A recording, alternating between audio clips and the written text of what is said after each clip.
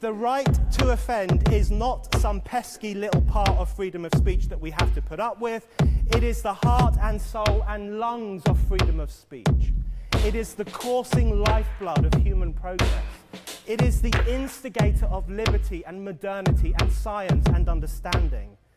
What a laughing stock today's student leaders are, that they can so casually dismiss the right to be offensive without realizing that their lovely, enlightened lives are the gift of individuals who gave offense. Offensiveness is not just something we have to begrudgingly accept. Offensiveness is the motor of human progress.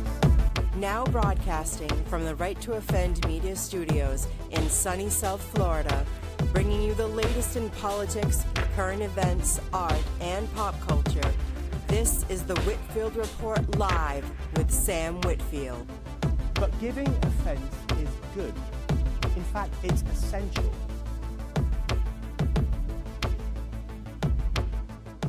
Alrighty, ladies and gentlemen, welcome to the Monday edition of the Whitfield Report. I am your host, Sam Whitfield, recording here at Right to Offend Media Studios. Joining me today is someone who I've been wanting to get on the podcast for a while, and evidently he's been wanting to come on the podcast for a while, so glad we finally got him on. But Mr. Travis Davis is here, who he writes in the same genre that we all do in my circle, the political thriller espionage, but his style is a bit different because he, instead of going in the direction of the Cold War and World War II, he goes back even further in his first thriller, one of four, which is a World War I thriller.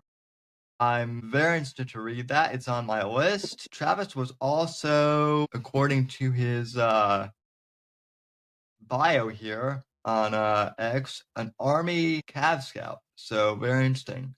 Travis, welcome to the Whitfield Report. I hope you're doing well, sir. Well, thank you, Sam. I appreciate it. Yeah, I was like, man, I want to get on the podcast. How do I do that? I'm going to reach out to him. I really appreciate it. Yeah, I've been meaning to reach out to you, but I'm like, oh man, Travis, he always looks like he's busy. Yeah.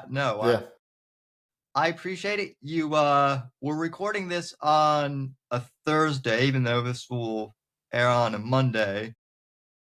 And you actually had Andrew Nelson on your podcast, who is a friend of the show's.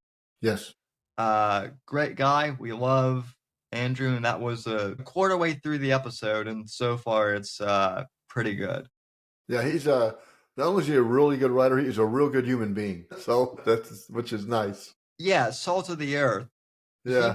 I live in Florida, and after the when the hurricanes were on the way here, he was one of the first people online who actually reached out to me to make sure that my family and I got out okay. So yeah, he's a terrific guy.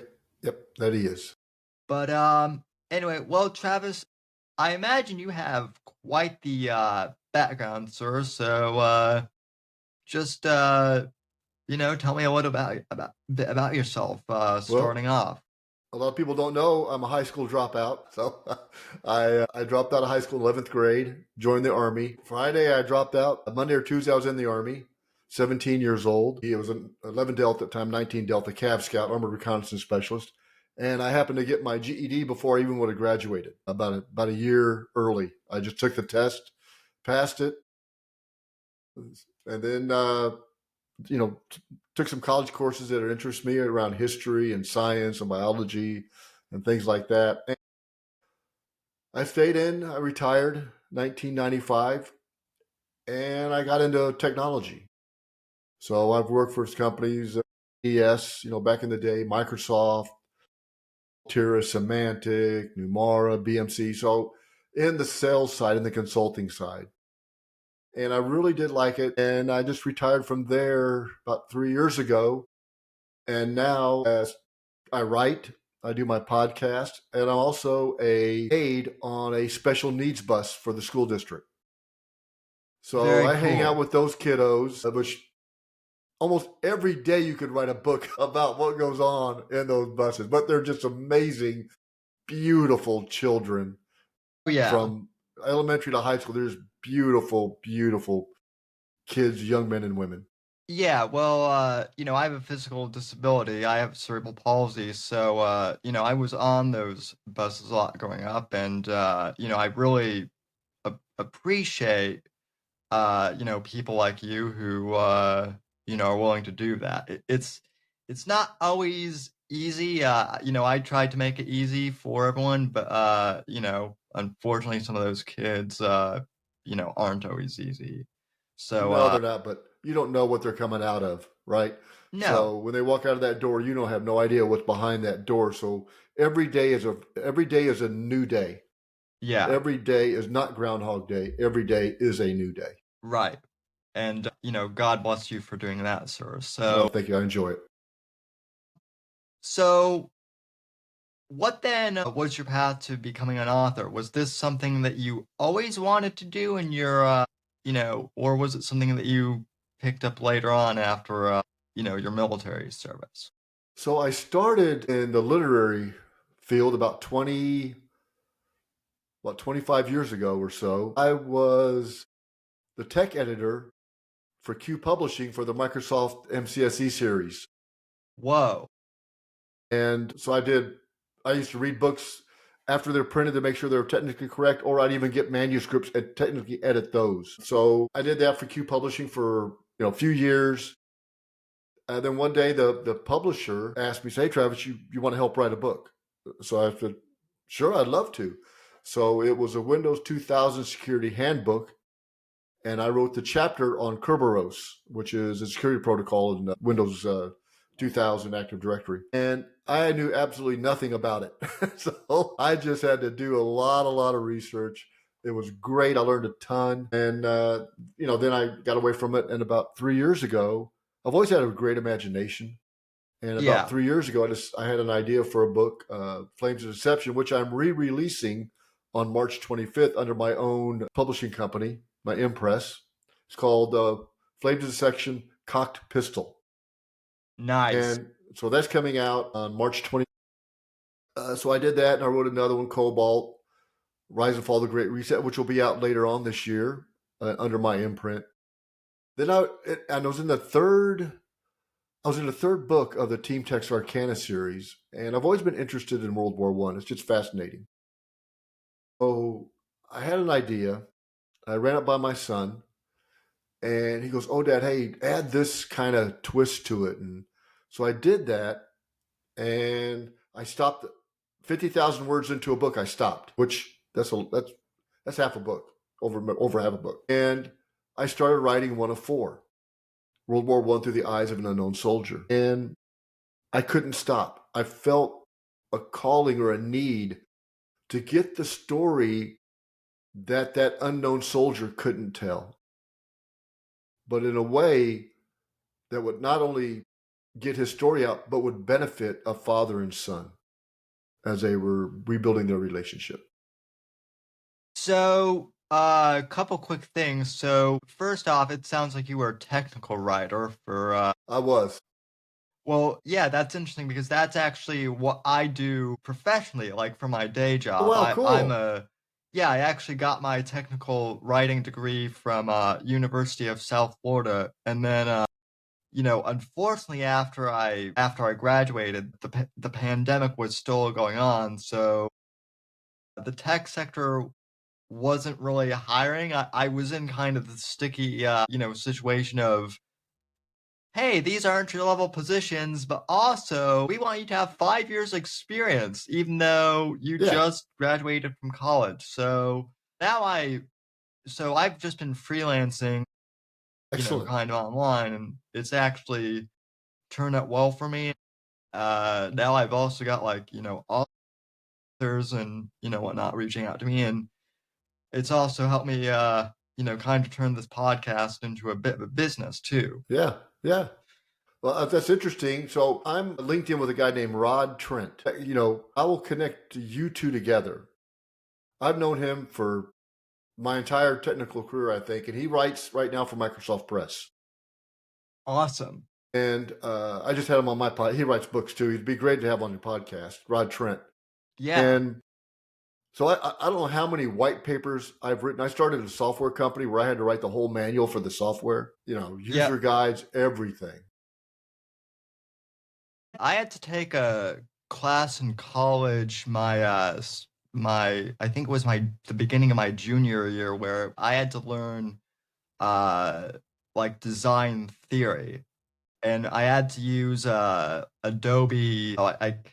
I should remember the name of the software because it gave me nightmares, but it's basically Adobe InDesign. I had to learn Adobe InDesign, which is not easy. That's not like an easy program to No. use for layout. Right. And I remember like I would get like sometimes I would like wake up in the middle of the night in like a cold sweat, like thinking I was gonna fail No.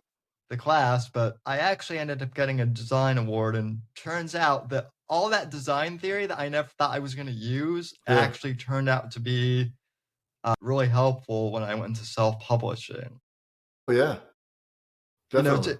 To any college kids still, out there, if there's a college class that you're taking that you don't think you'll ever use, you never know. You might actually, use something, particularly in graphic design. Yeah, exactly. No, I agree. There are things that you think you might not use, you're going to be able to use, that I use, that I picked up in the military that I still use today in some respects or another. Whether it's what I put in my writing, how I convey messages, or things like that. Yeah. So you mentioned, that you wrote 1 of 4, the story about the unknown soldier. There it is. Very cool. What was it about that story, and what was it about the unknown soldier that, drew you to write about, So I've did a lot of research on it. I just was very interested in the story. Nobody knows who he is. He's only known to God. But I wanted to be able to tell a story in a way that when you read the book, you don't know who he is. You'll never find out who he is. There's no attributes of the main character. So I wanted to tell his story about how it basically starts off as, how did they choose that soldier to go in the tomb? And that's, historically correct.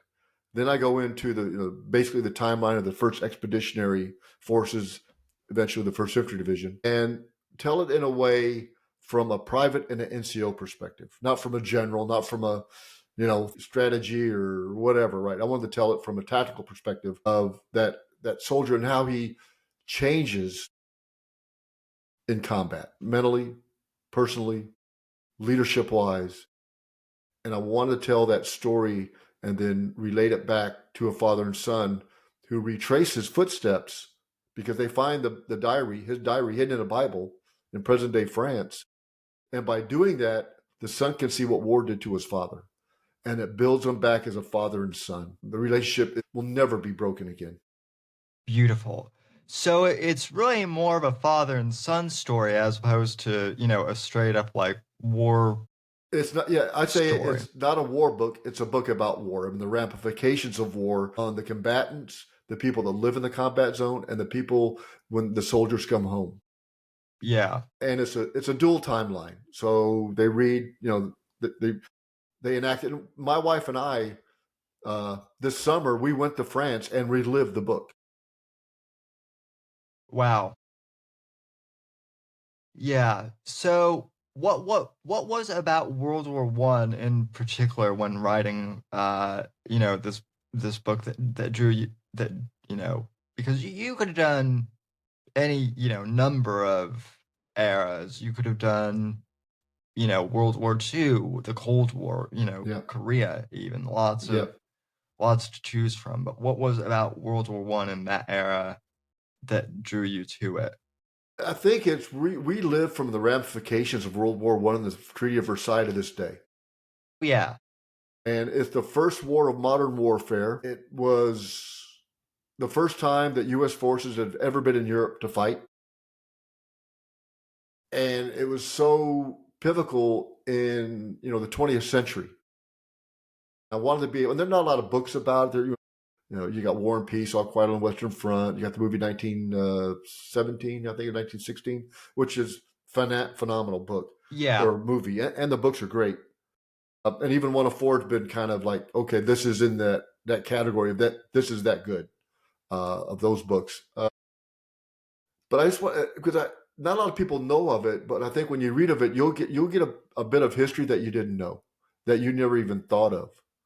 And the way I relate it back to that one soldier and how he affects so many lives in the 18 months. Yeah. Yeah, I mean, I'm always, I'm personally, I'm a history buff and, a political buff too. And it's, it's amazing how much, especially like, World War One has kind of gotten overshadowed, by the immensity of World War Two. Yeah. Just because, of the Third Reich and all of that. And other factors as well. But I think a lot of people forget that, World War One was, pretty, catastrophic. And in many ways, it was the first. I know people always say the Civil War was the first modern war, but in my eyes, World War One was really the first, modern war. Yeah, I mean, you had gas, you had machine gun, you had accurate artillery, you had the rifles, you had airplanes, blimps. I mean, it all came out of, because of World War One, basically. Yeah, and I think, everyone always asks the question, well, how did Hitler come to power in Germany? I think, people love to, put like a political spin on all that and try and read it through today's eyes, but at least in, the way I've always read it is, well, Hitler came to power because there were several factors, but essentially Germany got a raw deal at the end of, World War One, and the supposed war to end all wars, led to World War II and subsequently the Greatest Generation taking up arms. I mean, the Middle East mapped out, Africa mapped out after World War One. Germany lost all the colonies in Africa. Middle East was carved up. So it was definitely had a lot to do with it. And you're right. Hitler felt slated, that he wanted Germany to be back unified from what it was pre-World War One. Yeah, well, that and the fact also that he, they failed him out of art school too. Yeah. And if they hadn't done that, maybe he would have become a painter. Yeah. So it probably been pretty dark pictures, but my wife's German, so I lived that thing. Yeah, and I mean, you mentioned the Middle East. There's so much, even with like, World War One that, impacts us today that a lot of, Americans at least don't even know about. Yeah, I mean, Halloween before World War One was, the chocolate bar and everything was really revolutionized in World War One because they had the way to get nourishment to the troops, calories. Right. And trick-or-treating really came out, from what I've read, out of World War One, to giving candy away. Yeah. The Clark bar and some of these other bars that have been around for a long time, and it was because they need to get calories to the soldiers. Yeah. I mean, same thing in, World War II with, rations and, all that. So. Yeah. I've had my share of sea rations. Well, I'm sure. What was, if you don't mind, what was your experience in the Army like? I loved it. So, Armor Reconnaissance Specialist, or Cav Scout, is basically the reconnaissance for a corps, if it's an Army Cavalry Regiment or division or battalion. I had a 30-man scout platoon, 29 enlisted, one officer, normally a first lieutenant in like an armor battalion, and just loved them. Great guys. we would go out, and our job is to locate the enemy, and so they can make the commanders can make plans off of what we found and where we found it, when we found it, what the spot report, size, activity, location, a salute, size, activity, location, unit, time, equipment. I mean, that's 40 years old, and I remember that. That's what salute means. Yeah. So you weren't in, well, I mean, I don't know. It is, are the scouts like in special forces or anything like that? No, Or no, it's not. There's not a lot of Cav Scouts in the Army. There's 30 in a battalion. I don't know how many people in a battalion, probably 300-400 maybe. But it's very it's unique in the ability that even though my MOS was the 19 Delta, I mean, I flew in helicopters. I was a left front seat in a OH-58 for 3 years. I was in a straight leg infantry platoon. Hueys, guys flew in Vietnam. We walked in and flew out, or flew out and walked in. We never did both. Being in an S2 or an S3 shop, intelligence shop, or platoon. So the diversity of what you're able to do. I drove for a deputy brigade commander, brigade sergeant major. So the things you're able to do in that job is just, you don't get bored. You're always changing and doing something else in that career field. But I like it. Now, when my son went in the Army, I told him don't do it, because I wanted him to, have a job when he got out of the Army. And he was a geospatial guy, imagery analyst. nice. Yeah, I'm told that, those guys make good money. So he got a good job. He works up in Northern Virginia for the aerospace industry for the government. Yeah, he got a good job. My best friend's brother does stuff like that for Bozell and Hamilton out in California. Yeah. Big defense contractor. Yeah. So he's he's 31 years old and already makes like, 7 figures. Can't beat that with a stick. No, you sell a lot of books. Yeah, well, I keep telling him, I'm like, hey Jake, purchase more of my books and give them out to your friends. I could use some of that, Yeah. Oh yeah. money. Yeah, I'm pretty excited about the relaunch of Flames of Deception. A total, almost not a rewrite, but very heavily edited, and a lot of new stuff in there. I'm pretty excited about that. Yeah, we'll talk about that one, because I saw the title, and I don't know how much you've checked out my bio, but my series is actually called Shadows of Deception. I promise you folks, neither of us, we're not copying each other. No. At least I don't think. No. But yeah, there's something about the word deception that just for thrillers always is really it's an attention getter. So yeah, the premise is geospatial imagery intelligence analyst has uncovered the best kept secret in the 21st century by analyzing images from the oil fields in Russia, Siberia. And that sets off a whole clandestine operation to figure out what's going on. And at the same time, Russia, China, and India form an alliance and are moving troops around the world, and purposely avoiding the United States, though. And at the same time, China launching very sophisticated cyber espionage against a green energy grid. And if you looked up what cocked pistol means, it'll tell you in the book what that means. It's there's a reason why that name is part of the book, the secondary title. What? So you mentioned that this is a rewrite that you're doing. So when did you first write Flames? 2022. Interesting.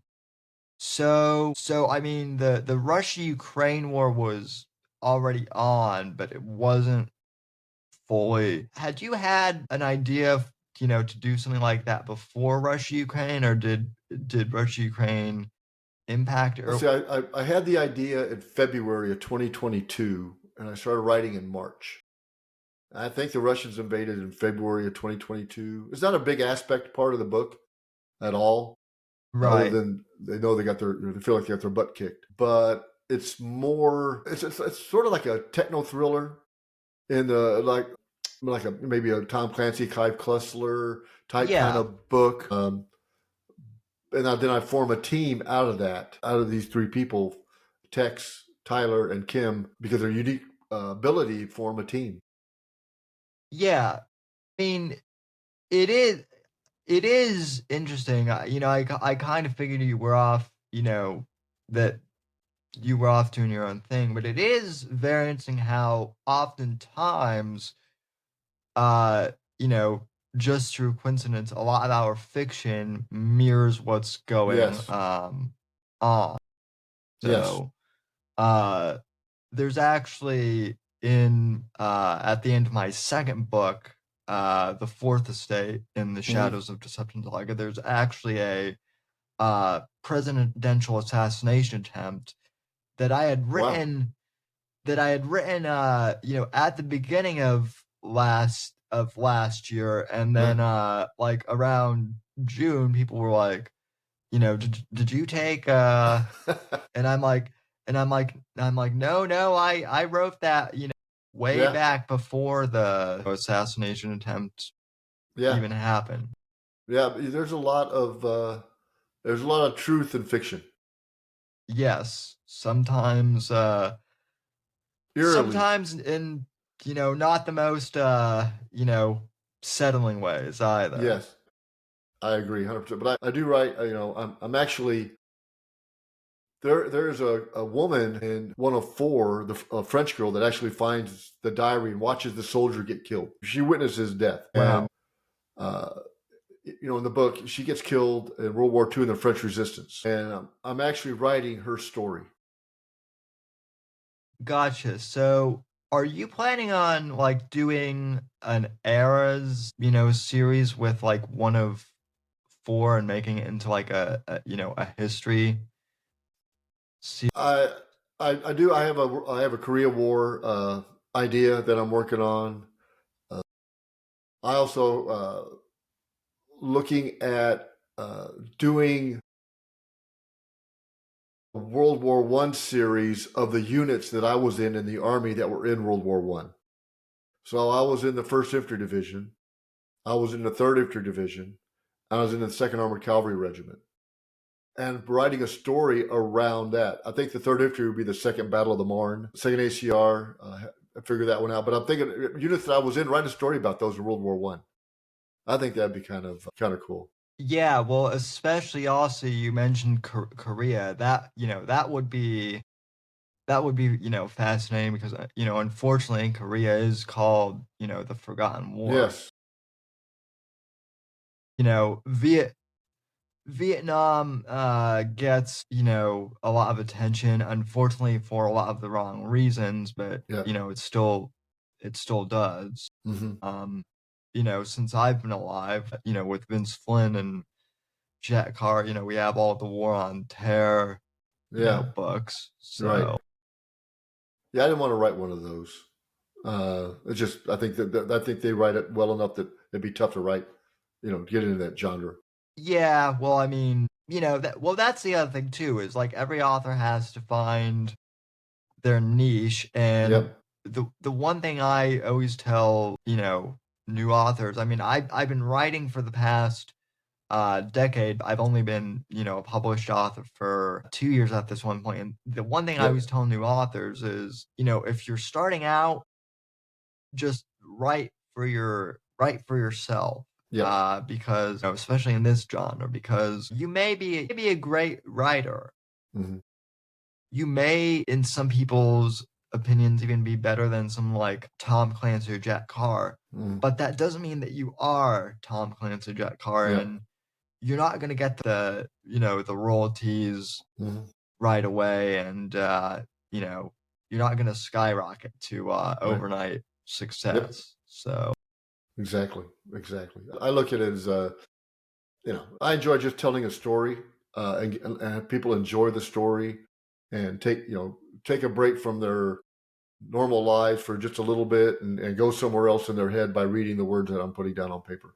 yeah, well, and for me personally, like writing in the political thriller genre, I mean, I was in the college Republicans while I was, still in Hmm. college, and I've dabbled in politics a little bit. So it's you know, it's a lot politics is actually a lot less thrilling than in thrillers, but it's still nice to suspend your disbelief a little bit and just weave, Yep. tales. Like you, Yep. I have a pretty active imagination.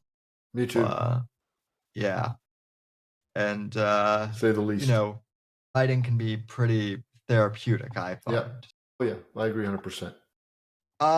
Well, how'd you kind of jumping gears a little bit, how'd you get into podcasting? So when I wrote Flames of Deception, I had no idea about writing a book or authoring a book or publishing or anything. So I decided, what a better way to do than interview people that have done it. So that's why I started Author Ecke, which Ecke in German or in English is corner. It's German for corner. So Author Right. Corner. So I wanted to be able to, interview people that have sold one book, people that sold 1,000,000 books, people that are editors or audio professionals or voices. And so I've released 100 episodes. And again, it's genre, who cares what genre it is? I've interviewed children's authors, every spiritual books, you name it. I've interviewed Yeah. folks because I just think it's interesting because everybody has a nugget of information that you can get to help you along your path. And that's just the goal of it.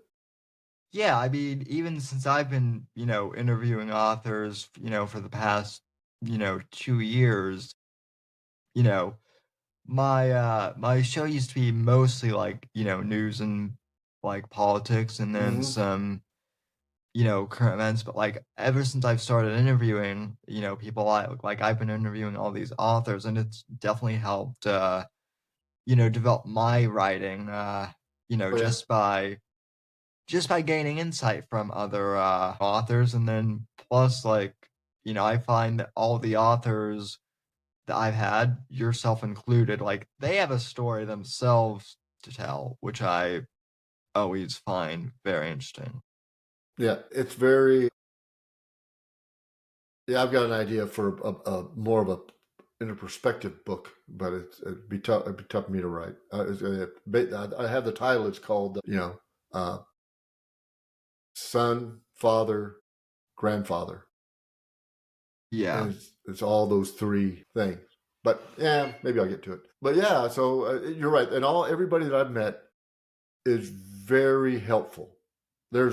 I've met anybody that you know won't try to help you or read a ARC copy for you or give you feedback. I find it very symbiotic. The relationship in the author community is very, very good at that.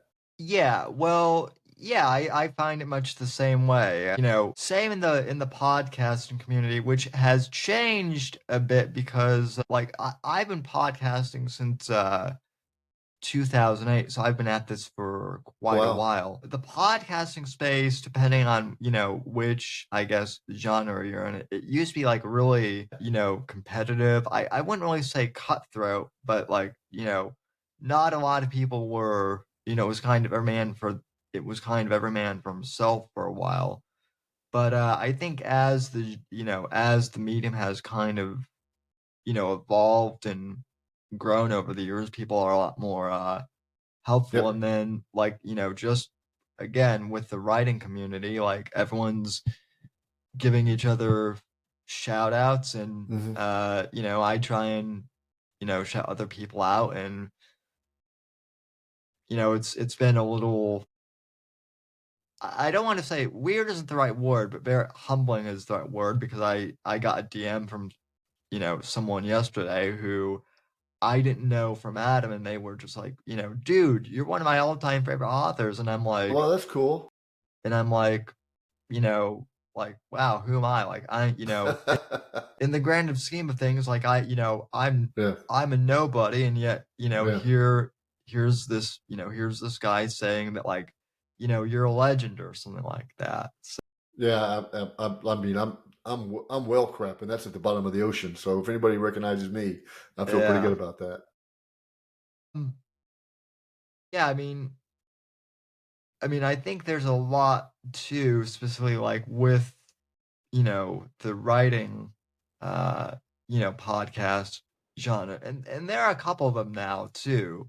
But I find, even with listening to a few of them, you can always gain you can always gain insight, even if you're listening to the same interview even if you're listening to the same person on Yep. different podcasts.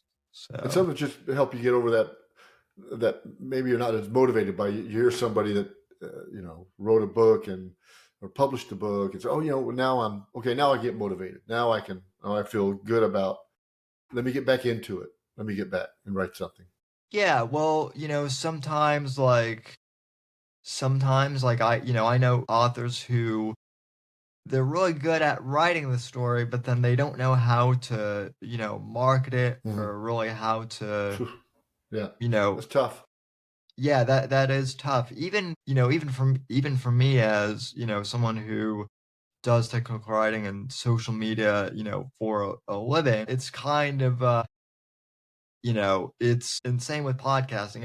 It's I always tell people the fun part of podcasting is recording and sitting down with people. Yeah, The hard part of it, honestly, the hardest part I find, at least for me with podcasting, is honestly like putting out little clips and getting yeah, those on social media. And then I don't really like TikTok or Instagram, but you kind yeah. of have to be on those You two have to be on them. places now Yeah, to and we use the same platform. I use Riverside too, and it gives yeah. you can cut those nuggets out. And then I haven't done it in a couple of weeks, but I like doing what I call a book and a beer, and it's a minute and a half. I have a book, and I have a different beer. I may be in different locations, and I'm trying to talk about the book and the beer together.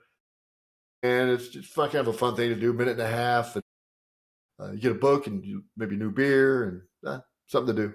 Yeah, Riverside is great, which is what we're using, and that's why I love the Monday podcast. I do, look so, you know, clean. But then on Wednesdays, I actually do a live stream, like late night show, Yeah, style podcast on Rumble with my co-host cool. Max, and yeah, we've had Andrew on there just to like comment on current events. And Mhm. I think after doing that, I think after doing my show, he's been a lot more open to, you Yes, know, yeah. So I get a that kick out of his and FX Reagan's. I get a kick out of his stuff too. It's like, oh, okay, this is interesting. yeah. So at least for Andrew, you can blame that solely Awesome, on me. great. But yeah, I mean, Riverside's been great. Rumble's been great. YouTube actually, unfortunately, they banned my podcast for Wow, uh for community guidelines violations. They that won't figures. tell me which one They don't know. They don't know. violated, but I'm persona non grata on YouTube. It happens. But you roll with the punches, I Yes, guess. So exactly. as far as influences, as far as writing goes, like who would you say your influences are, if Robert any? Ludlum, Clive Cussler, the old Clive Cussler, the original Clive Cussler. Let's see, Tom Clancy. I wanted to go in the Navy after reading Hunt for Red October. But yeah, I think that's Dan Brown. Some of them. So yes, some of that genre. Yeah. Now I've noticed that your books and everyone else I've talked to, mine included, are always significantly shorter than, say, Ludlum's or Yes. Clancy's books, which that's not a knock at all. I Yeah. actually think that some of the shorter books are better. Some of those Robert Ludlum books are like, Oh, I mean, one of the first books I remember reading is The World According to Garp. That is a big book. yeah. Well, I remember I was a teenager, when the Bourne movies, were a thing, and so I was like, oh, I'm gonna pick up the Bourne Identity and read that.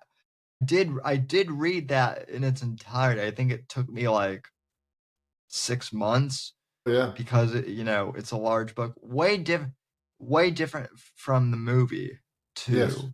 So yeah, those books are. I love Robert Ludlum. yeah, Fabulous. I actually in one of my like early, like short stories that I wrote when I didn't know what the hell I was doing, I actually, I named the character Vince Ludlum kind of as a nod to, Vince Flynn and Robert Ludlum. Cool. Ex- So yeah.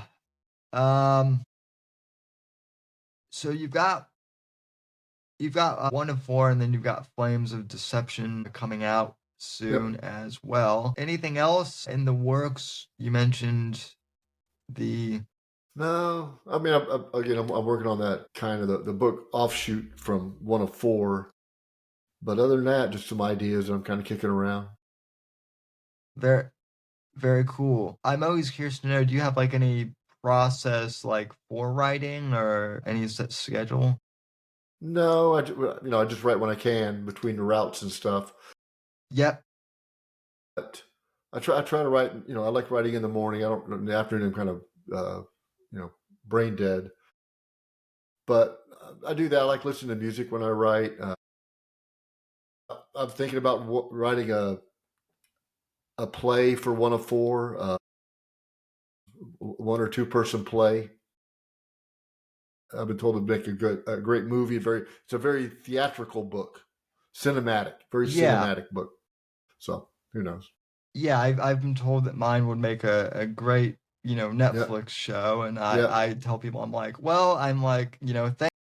thank you, but also like, I'm sure I'd have to get in line behind like, everybody, there, yeah, there's so exactly. many other, series like, we mentioned Andrew Nelson's, like his books Yeah, could easily, yeah, you know, be made into, yeah, yeah, exactly. I agree 100%. you know, his his his books, and I know he'll hear this. I actually enjoy the James McGuire books more than I enjoy the Alex Cross books. So yeah, but anyway, well, any other we No, covered a lot of ground. no. I mean, So if you get 1 of 4 in Amazon or Barnes and Nobles or wherever, and audio, ebook, hardcover, softcover, you get off my website, authortravisdavis.com. And you also can pre-order Flames of Deception signed copies from my website, and you can also pre-order the ebook from Amazon.com right now. yeah. Oh, so it is. So your books are on Audible as well. Yep. So that's cool. Yeah. So are mine. It's Yeah. a bit of a process, but it's worth it, Yes. I find. Yeah. So I agree. yeah. So and then Amazon, and all of the usual places. Yes. Sadly, ladies and gentlemen, they still won't allow us to do paperback pre-orders for whatever reason. Yeah, I haven't figured that out. I don't think they allow you to do it through KDP because No. like, I've looked, and that's the one question I always get from like readers Mm. is there a way to pre-order the print copies, and I'm like, Yeah. nope, I would just recommend like bookmarking the page or whatever and then coming back on, stay. Well, I think all the top 5 publishers have that locked up, so all their books will automatically go into the bestseller list. Pre-order stuff. Yeah, Definitely. probably. Definitely. Even if they probably don't sell them all, somebody will order them. They probably, well, they've already, there was that Penguin lawsuit that came out a few years ago that revealed that, people were just buying, copies en masse. So, Yep. Yep. Yep. It is what it is. yep, I mean, indie authors are also easier to get a hold of for Hmm. podcasts as well. So that's why Yep. I also appreciate this scene. So, Yep. Exactly. but anyway, so you can find your books on Amazon, Kindle, Audible, all those places, and then the podcast where it can find. I find that on YouTube and off all popular streaming channels. But yeah, go ahead, Author Eke, check them out. They have 100 episodes, and they're range from all sorts of folks out there. Kyle Mills, Jack Carr, folks you've never even heard of, but are fantastic writers. So go out there and check them out. Wow. So Eric Bishop, all these folks. Yeah, I always have to shout at Eric because Eric is one of the most generous. Yes, he is a people fantastic individual in this field. He's helped me Yes. out a lot. He was very gracious in letting me go on his podcast. When I first interviewed him now, which was probably, he's been on the show like 6 times now. But the very first time I interviewed him, his whole thing was, well, Sam, I was told that, you're like the Joe Rogan of indie podcasters. So, Excellent. I want to be, he's like, so, where's the million listeners? So we had some fun with Takes that. time. But maybe one day. You never know. Yeah, he's always great, and just this entire community has been awesome. So yeah, I agree. Excellent. All right, well, and if you ever need a guest, I'm always open to come on. Well, we need to get you booked then. We need to get you booked. Yeah, sounds good. I'll definitely send you a copy. So yes, excellent. All right, folks. Well, thank you for tuning in. Thanks to Travis for joining us. Appreciate it. Thank you very much. Appreciate having you on, sir. And we will see you on the Wednesday night live show. And until then, take care and God bless everyone. Thank you. Appreciate it. The right to offend is not some pesky little part of freedom of speech that we have to put up with. It is the heart and soul and lungs of freedom of speech. It is the coursing lifeblood of human progress. It is the instigator of liberty and modernity and science and understanding. What a laughing stock today's student leaders are, that they can so casually dismiss the right to be offensive without realizing that their lovely, enlightened lives are the gift of individuals who gave offense. Offensiveness is not just something we have to begrudgingly accept. Offensiveness is the motor of human progress. Thank you for watching the Whitfield Report live on the Right to Offend Media Network. Make sure to check out Sam's books on Amazon, Audible, and Kindle. You can follow Sam on X at SamW_NGC and the Right to Offend Media Network at RTO Media. Like, comment, subscribe, and share with your friends.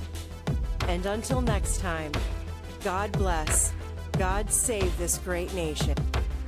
God, freedom, legacy, in that order.